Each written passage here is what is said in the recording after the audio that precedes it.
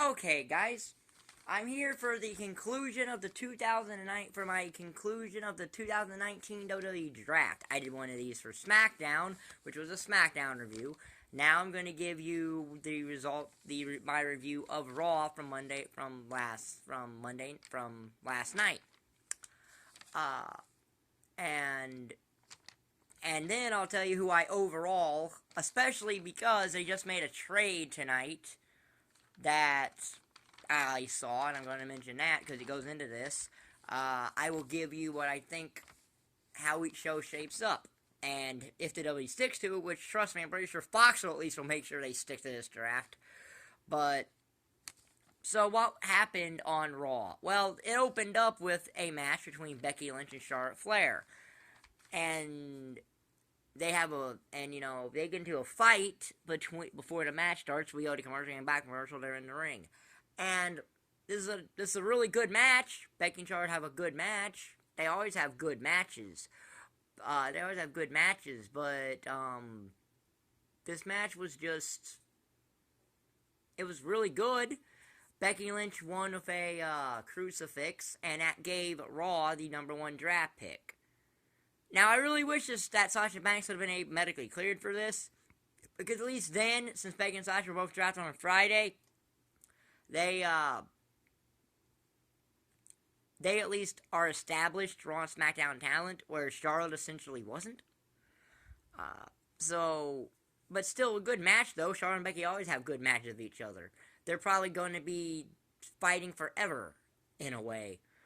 Uh, So that kicked off of round 1 of the draft, which didn't really have any surprises in it, really, because the first pick of round 1 of the draft, which if this was like the NFL draft, it would be round 6. It would be actually round 5 of the draft, since there were 4 rounds on SmackDown. This would have been round 5. But it was round 1 for Raw last night. And the first pick for Raw was Seth Rollins, the Universal Champion. Yeah. Brock Lesnar then went to SmackDown as the WWE Champion. Okay. Charlotte Flair goes to Raw. I knew that was going to happen when Bayley won the SmackDown Women's title. The New Day go to SmackDown, all 3 members, so I'm kind of glad they didn't break them up. I mean, I wouldn't care if they would have, but I don't think they're ever going to I don't think they're ever going to break the New Day up now. I think that those 3 have found is something that is working for them, and I think that they're never going to get broken up. And then Andrade Zelina Vega goes to Raw in the top 5 of round 1. So, interesting round that was. That really wasn't any surprises there. Those weren't any surprises. Possibly Andrade going as high as he did and being put in the top 5 of the draft, but that really...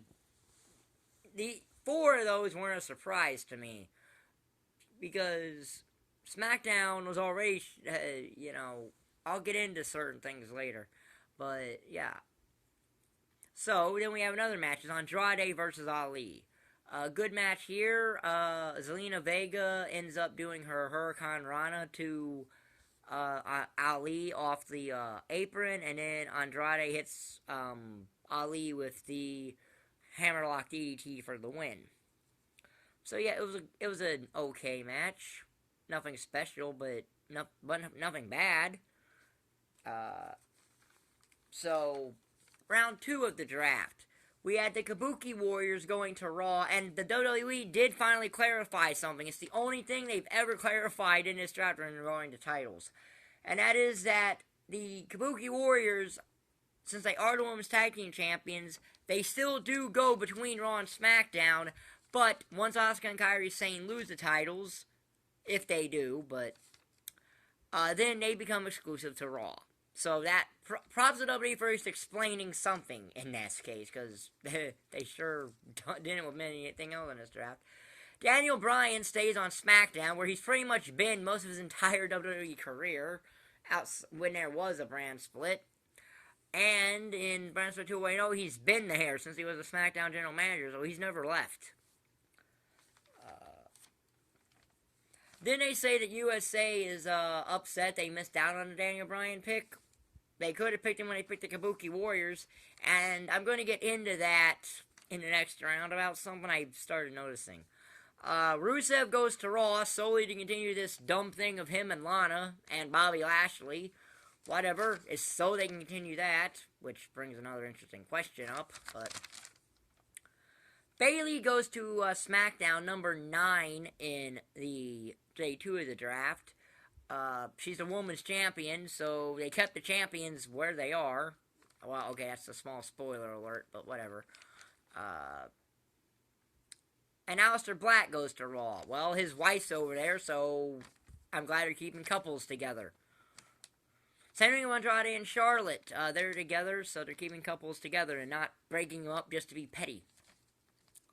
So yeah, that was an okay round. I think that the picks made sense. So we also had a match between Ricochet and Shelton Benjamin. I don't know if this is going to be in order of the matches, because this is more of a draft review, but since it happened on Raw, I'm going to talk a little bit about Raw. But I do know all the matches that took place on Raw, so I'll just maybe go a little... Oh, no. No, then we had the tag title match between the Viking Raiders and Robert Roode and Dolph Ziggler. This was a very good match, actually. I was actually going to be over really quick. It was actually a solid match. The Viking Raiders end up winning and becoming the new Raw Tag Team Champions.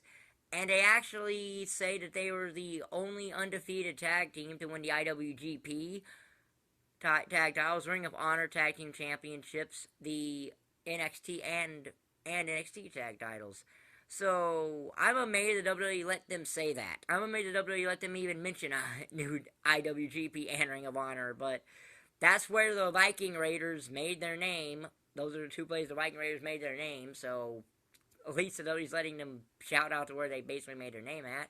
And quite frankly, the Viking Raiders should win this dumb tag team turmoil match at Crown Jewel, which I don't really have much interest in outside of one thing, and I'll get into that, but it doesn't really serve a purpose.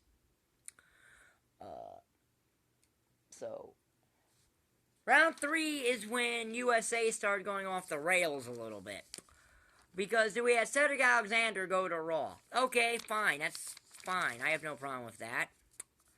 Shinsuke Nakamura and with Sami Zayn go to SmackDown. He was the final champion undrafted. He goes to the show he was already on with the IC title, so the champions all stay where they already were. Sure, makes sense to have all your champions. And then, now keep in mind, I'm going to keep stressing this for the next couple rounds. The Miz, who is on USA with Miz and Mrs., is still in the draft pool. And instead of taking, The Miz, USA drafts Humberto Carrillo to Raw, who wasn't even in Raw's pool. He was in Friday's pool, went undrafted, and instead of saying what I'm assuming happened, they threw him into this one, because that's the only thing that makes any sense. He gets drafted before The Miz. SmackDown counters with Ali, which I think is a good place for him. And then Eric Rowan goes to Raw without Luke Harper. Now, that could be an issue. Nothing against Eric Rowan. They seem to be getting behind him finally to do something with him, maybe. But he's never really ever been on his own in the WWE. Ever. He's always been a part of something. So, I have no idea. This could be very interesting to see where this goes. But he's never been by himself ever, really. He's always been attached to something. So, then we got the match between Ricochet and Shelton Benjamin. An okay match. Not bad. It wasn't a horrible match. It was actually good for what it was. If this match was longer, really probably could have been a show stealer. Especially if this happened 15 years ago when Shelton was in his peak. But a good match. Ricochet wins with the recoil, I believe it's called. It's his single knee cold breaker. I believe it's called the recoil. And so yeah, end of a good match. So then we have round 4 happen, and USA got even dumber. At least in storyline, they got even dumber. Because keep in mind, the Miz is still on the table here. Buddy Murphy goes to Raw at number 16. Okay, fine. I have no problem with that. Buddy Murphy went to SmackDown, didn't have a match on there for 4 months anyway. Beat Daniel Bryan randomly. And that's about all that's his biggest time when he was over there. So this could be a good thing for Buddy Murphy. I doubt it, but who knows. Robert Roode and Dolph Ziggler go to SmackDown together. Okay. Robert Roode's going back to where he debuted at as a heel now, which is what he always should have been in the first place. But whatever. I don't know if him and Ziggler are even going to be together or not, but if they are, that folds into SmackDown's tag division. But based on, I think, a video of .com, I don't think they are going to be together. But they were drafted together, they put in the pool together. So, and then at number 18, again, The Miz still on the table. Heck, Samoa Joe is still on the table, and I know Samoa Joe's injured, but so was the guy that USA drafted number 18, Jinder Mahal. Okay, yes, I know he's a former WWE champion, and Samoa Joe isn't, but you picked Jinder Mahal over The Miz. And Jinder Mahal has been out injured for a while, if I'm correct on that.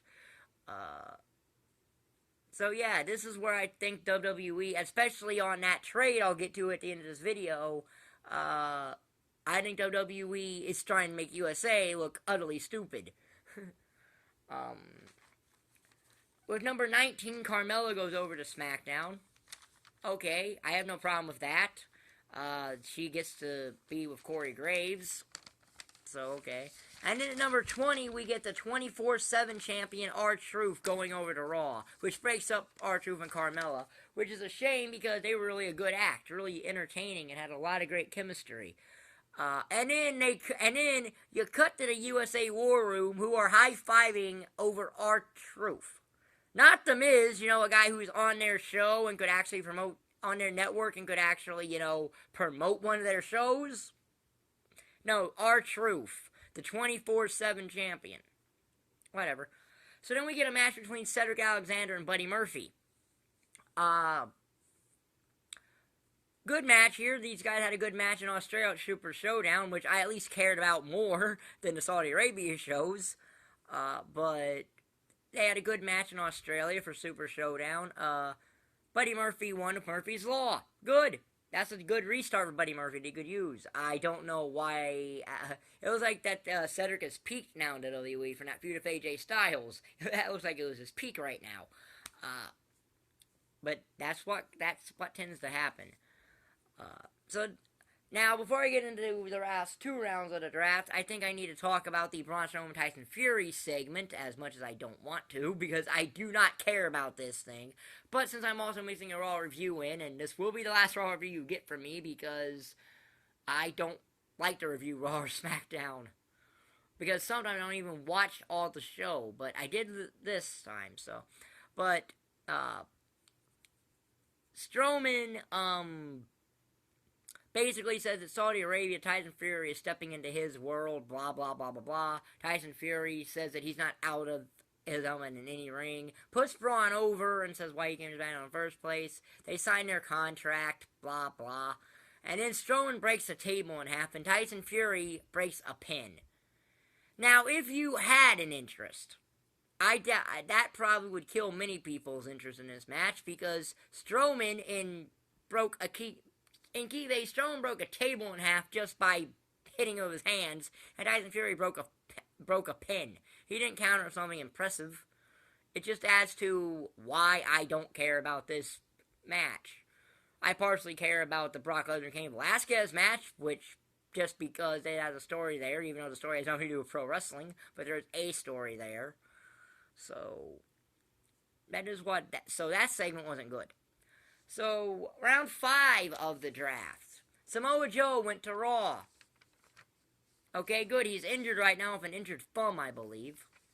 Then The Miz goes to SmackDown, because the WWE apparently loves moving The Miz in these things, because ever since the first Superstar shakeup, it's 2017. The Miz has moved in everything that has moved wrestlers around. The Miz has moved. This is becoming way too frequent. It's almost like some kind of running joke with these things.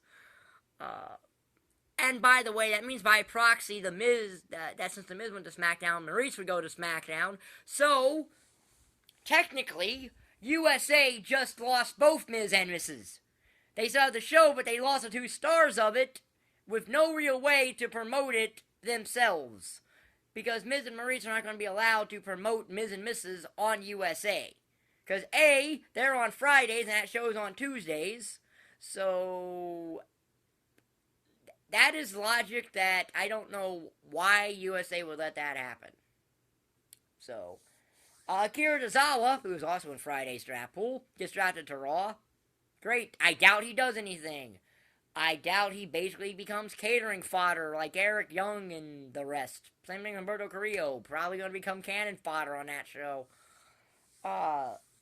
King Corbin goes to SmackDown. Okay.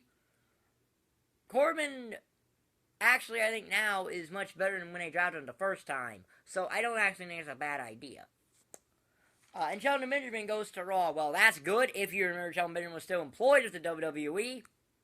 If you actually still remember he was employed. So he's on Raw.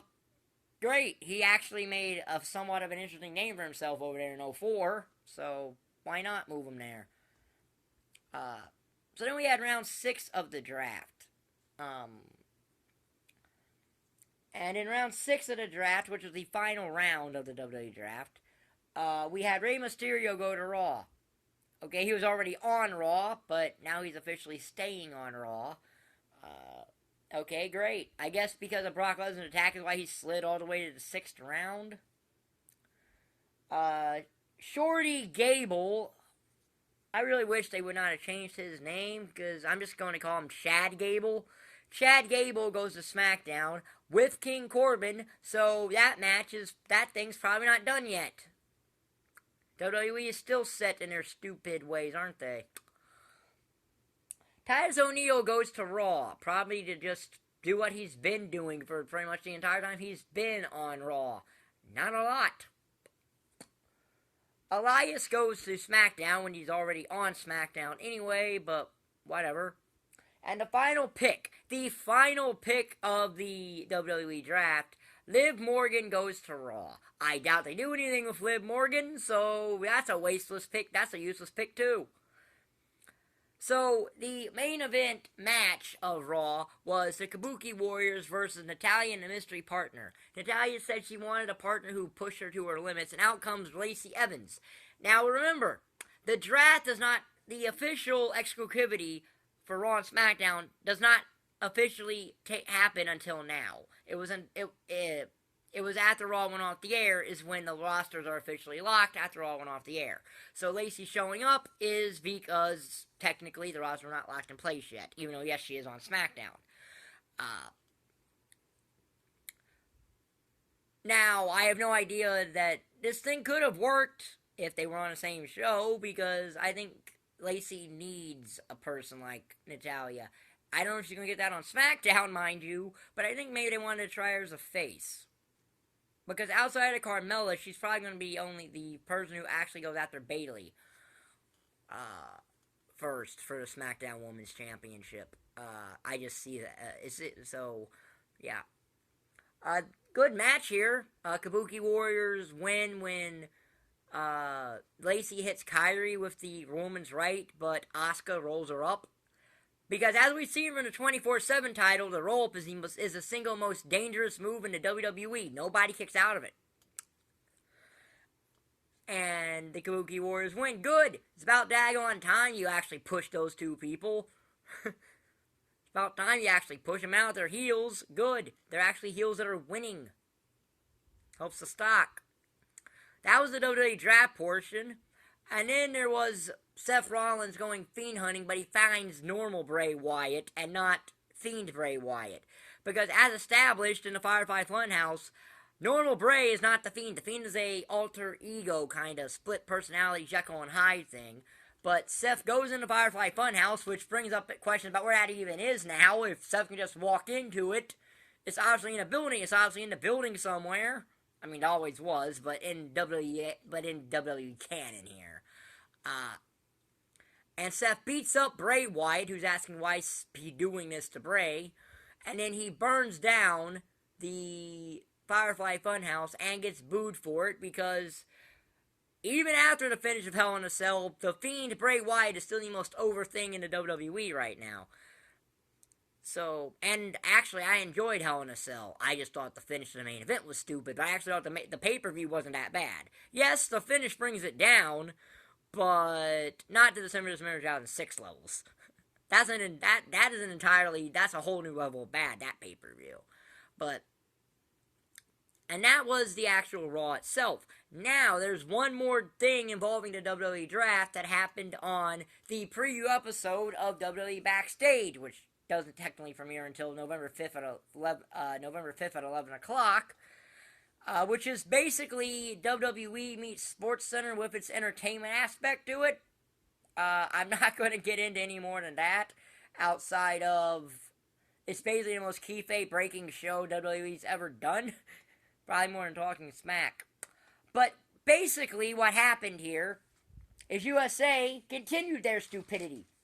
Oh yes, they continued their stupidity because they announced that a blockbuster trade was taking place. Now, I'm thinking because they have the Seth versus The Fiend in this Falls Count Anywhere match at Crown Jewel, that's going to be that The Fiend is going back to Raw. No. What happens is Alexa Bliss and Nikki Cross have been traded from Raw over to SmackDown for future considerations. I have no idea what that means. I'm guessing it's the equivalent to what happened in the NFL draft when a team trades up to get future draft picks the next year to get someone they may want from another team who's ahead of them in the draft. I'm guessing that's what that is, but they didn't really make that up. But they didn't really make that light. So that puts the Raw Women's division of Becky Lynch, Charlotte Flair, Natalya, Asuka, Kairi Sane, and Liv Morgan. And Asuka and Kairi Sane are a tag team. And so you have 4 women in that division, one of which ain't going to see the light of day there right now, because again, 3 agents have not technically been signed. So after all the 3 agents are essentially placed, I'll probably do a second video about this, just to fully undergo that. But as of now, that's how it looks as of now. So essentially, outside of the one-off Natalya getting the Raw Women's title, you essentially have Becky and Charlotte going to be fighting constantly for this title and probably hot potatoing it back and forth like Charlotte and Sasha did in 2015. Whereas over on the SmackDown side, its women's division includes Sasha Banks, Bayley, Lacey Evans, Alexa Bliss, and Nikki Cross now, and Tamina, but who really cares about Tamina at this point in time? I'm sure she has her fans, but well, WWE has barely ever done anything with her. So yeah, you got 5 people who can conceivably win the SmackDown Women's title over on Raw. Over on SmackDown. And their tag division's better too, by the way, because USA drafted 0 teams. They drafted 0 teams on Monday. So as of now, their tag division, well, it's kind of weak. You got the Viking Raiders, you got the OC, and you got the Street Profits, who they're destined apparently for a 6-man tag match that's going to be happening, I guess, next week. That's, as of now, Raw's tag division, whereas SmackDown's tag division has the Revival, the New Day, Heavy Machinery, the Lucha House Party, take that for what it is, technically Rude and Ziggler to keep them together, but even if they don't, you can fill that in with Shinsuke Nakamura and Sami Zayn. So, I actually have a much stronger tag division. Even if Lucha House Party are quite annoying. But, and you have the B team. There are 6 teams there. And the B team, I think, is the lowest on the totem pole. And that's if they put Nakamura and Sami Zayn together as a tag team. Which they should. Which they should just do. So, as far as who won the draft, well, I'd have to wait till all the free agents sign for that. So, when that happens, I'll be back up here with a view of that. But yeah, this is a very anticlimactic draft, as I kind of figured it would be, just because you have a lot of weird things going around right now. But I do think Fox is going to make sure WWE sticks to this thing. given how much money Fox has invested in this. But I do think WWE is trying to progressively make USA look dumber and dumber as we go along here. Because they traded Alexa Bliss and Nikki Cross and didn't even get a person like Roman Reigns or The Fiend. Or Brock Lesnar for that matter. Think about this. If you're a USA executive in storyline, who would you rather want for Alexa Bliss and Nikki Cross? The WWE Champion, the Intercontinental Champion, The Miz, so we can promote Miz and Mrs. Or The Fiend? Nope. They basically get nothing out of that trade. Whereas Fox gets two really good women to help with the women's division. Even if Alexa Bliss was pushed a little bit too much, she's still a quality woman to help with the women's division over there. So, yeah. That's my thought on Night 2 and the final night of the WWE Draft. Like I said, when we find out where all the free agents land, I'll give you another video about this. So, like, Raw is actually a better show than SmackDown. Because I think it had the better matches and had the more surprising draft picks. But outside of that, I still don't think this was anything worth home about, and that's due to the wild card rule. That's only due to the wild card rule, of course. That thing is the reason this thing that probably no one cared about. But, so if you like this video, like button down there, subscribe button down there, and thank you for watching. Bye.